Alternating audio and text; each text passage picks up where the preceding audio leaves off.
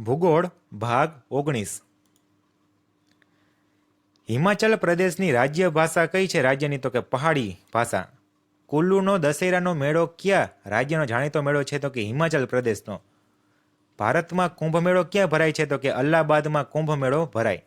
માઘ મેળો ક્યાં ભરાય? તો તે પણ અલ્હાબાદમાં. કુંભ મેળો અને માઘ મેળો અલ્હાબાદમાં. કયા નામે ઓળખાતી દાળનો ઉપયોગ દક્ષિણ ભારતના લોકો કરે છે? તો કે રસમ. રસમનો ઉપયોગ દક્ષિણ ભારતમાં થાય. આંધ્રપ્રદેશ અને તેલંગાણામાં કઈ ભાષા બોલાય? તો કે તેલુગુ ભાષા. આંધ્રપ્રદેશ અને તેલંગાણામાં તેલુગુ ભાષા, કર્ણાટકની કન્નડ ભાષા, કેરળની તો કે મલયાલમ. આંધ્રપ્રદેશ અને તેલંગાણામાં તેલુગુ, કર્ણાટકમાં કન્નડ અને કેરળના મલયાલમ ભાષા. આંધ્રપ્રદેશમાં તહેવાર તો કે વિશાખા. બિહારમાં તો કે ભોજપુરી બોલી બોલાય. માગધી ભાષા તો કે બિહારમાં બોલાય. બિહારમાં ભોજપુરી અને માગધી બંને ભાષા બોલાય. ગારો અને ખાસી ભાષા તો કે મેઘાલયમાં બોલાય.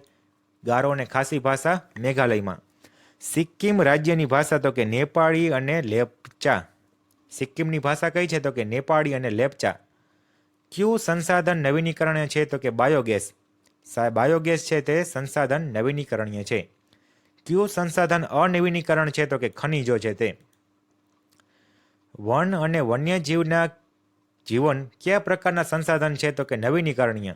વન અને વન્યજીવના પ્રકાર છે તે નવીનીકરણ છે અને ખનિજ તો તે અનવીનીકરણીય સંસાધન છે. ભારતનો કેટલા ટકા ભૂમિભાગ મેદાની પ્રદેશ છે? તો કે 43%. ભારતનો 43% ભાગ મેદાની પ્રદેશ છે. 70% ભાગ તો કે ઉચ્ચ પ્રદેશીય છે. મેદાની પ્રદેશ 43%, ઉચ્ચ પ્રદેશ 27% અને પર્વતીય પ્રદેશ તો કે 30%. પર્વતીય પ્રદેશ 30%, ઉચ્ચ પ્રદેશ 27% અને મેદાની પ્રદેશ 43%. ભારતની આબોહવા કેવા પ્રકારની છે? તો કે મોસમી પ્રકારની. ભારતમાં કઈ ઋતુ વિશેષ મહત્વની છે? તો કે વર્ષા ઋતુ વિશેષ પ્રકારની મહત્વની છે. ખેતી માટેનું મૂળભૂત સંસાધન કયું છે? તો કે જમીન.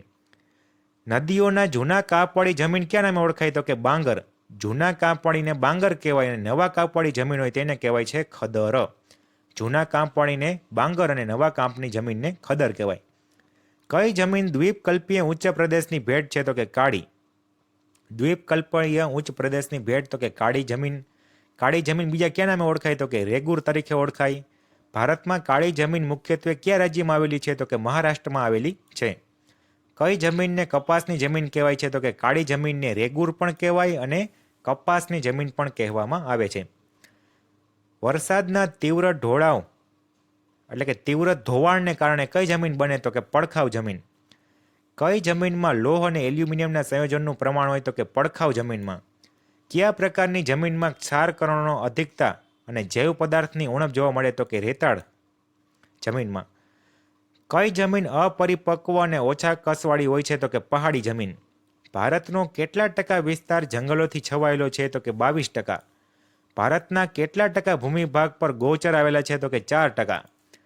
ભારતનો 22% ભાગ જંગલોથી છવાયેલો, 4% ભાગ ઉપર ગૌચર આવેલા છે અને 8% ભાગ છે તે કૃષિ યોગ્ય ભૂમિ પડતર રહેલી છે. ભારતનો સ્પષ્ટ વાવેતર વિસ્તાર કુલ ભૂમિભાગના કેટલા ટકા છે? તો કે 46%. ભારતમાં સ્પષ્ટ વાવેતર વિસ્તારના કેટલા ટકા ભાગમાં વર્ષમાં એક કે તેનાથી વધુ પાકો લેવાય છે? તો કે 16%માં. ભારતની કેટલા ટકા ભૂમિ ગામડા, શહેરો, કારખાના, વાહન માર્ગો માટે રોકાયેલી છે? તો કે 14%. કયા રાજ્યમાં વાવેતરનું પ્રમાણ 80%થી વધારે છે? તો કે પંજાબમાં. પંજાબ રાજ્યમાં વાવેતરનું પ્રમાણ 80%થી પણ વધારે છે. કયા રાજ્યનું વાવેતરનું પ્રમાણ 10%થી પણ ઓછું છે? તો કે મણિપુરમાં. મણિપુરમાં સાવ ઓછું વાવેતર થાય છે. ભારતના કયા પરિબળના કારણે સૌથી વધારે ભૂમિ ધોવાણ થયું? તો કે પાણીના કારણે. મધ્યપ્રદેશની કઈ નદીની ખીણમાં ઘણા કોતરો જોવા મળે? તો કે ચંબલમાં. ભૂમિ આવરણના નાના મોટા ટુકડા, કાંકરા, માટી, રજ વગેરે હોય તેને શું કહેવાય છે? તો તેને કહેવાય રેગોલીથ. ભૂમિ આવરણના નાના મોટા ટુકડા, કાંકરા, માટી, રજ વગેરેને શું કહેવાય? તો તેને કહેવાય રેગોલીથ. સંસાધનોના આયોજનથી શું પ્રદૂષણ મુક્ત રહે છે? તો કે પર્યાવરણ પ્રદૂષણ મુક્ત રહે. કઈ જમીન આગ્નેય અને રૂપાંતરિત ખડકોની ભેટ છે? તો કે રાતી જમીન. સંસાધનોના આયોજનોમાં કેટલા તબક્કા છે? તો કે 3 તબક્કા છે. કઈ જમીનમાં જૈવિક દ્રવ્યોનું પ્રમાણ વધારે હોય? તો કે પહાડી જમીનમાં. કઈ જમીનમાં જૈવિક દ્રવ્યોનું પ્રમાણ વધારે હોય? પહાડી જમીનમાં. વનસ્પતિની વિવિધતાની દ્રષ્ટિએ ભારતમાં એશિયાનું સ્થાન તો કે 4થું છે. શેના રસમાંથી ટર્પેન્ટાઇન બને? તો કે ચીડના રસમાંથી. સુખડનું તેલ તો કે ચંદનના વૃક્ષમાંથી. કઈ ઔષધીય વનસ્પતિ એકમાત્ર ભારતમાં જ થાય છે? તો કે સર્પગંધા. તો સર્પગંધા માત્ર ભારતમાં જ થાય છે. કયા પ્રકારના જંગલ વિસ્તારમાં ખેતી કરવાની અને ચરવાની સખત મનાઈ હોય છે? તો કે અનામત એટલે કે આરક્ષિત જંગલ વિસ્તારમાં. ભારતમાં કુલ કેટલા ટકા વિસ્તારમાં આરક્ષિત એટલે કે અનામત જંગલો આવેલા છે? તો કે 54.4%. 54.4%માં અનામત કે આરક્ષિત જંગલો આવેલા છે. વિશ્વ વન દિવસ તો કે 21 માર્ચ, વિશ્વ પ્રાણી દિવસ 4 ઓક્ટોબર, જૈવ વિવિધતા દિવસ 29 ડિસેમ્બર અને વિશ્વ પર્યાવરણ દિન તો કે 5 જૂન. 5 જૂન વિશ્વ પર્યાવરણ દિવસ, 21 માર્ચ વિશ્વ વન દિવસ, 4 ઓક્ટોબર વન્ય પ્રાણી દિવસ અને 29 ડિસેમ્બર જૈવ વિવિધતા દિવસ. એક સિંગી ગેંડો ક્યાં જોવા મળે છે? તો કે અસમ અને પશ્ચિમ બંગાળમાં. ગીચ જંગલો ભારતના વન વિસ્તારને કેટલા ટકા ભાગ આપે છે? તો કે 59%. ભારતનો કયો પ્રદેશ પોતાના ભૂમિભાગમાં પ્રમાણમાં સૌથી વધુ વ્યાપક જંગલ વિસ્તાર ધરાવે છે? તો કે અંદમાન અને નિકોબાર દ્વીપ સમૂહો. ભારતમાં કયું રાજ્ય પોતાના ભૂમિભાગના પ્રમાણમાં સૌથી ઓછો જંગલ વિસ્તાર ધરાવે છે? તો કે હરિયાણા.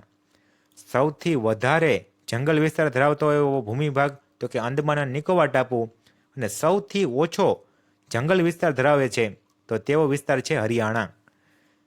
ગીચતાની દ્રષ્ટિએ ભારતમાં મેંગ્રુવ જંગલોનું પ્રમાણ કેટલા ટકા છે? તો કે 1%. તો આજનો ભાગ પૂર્ણ કરીએ છીએ. અસ્તુ.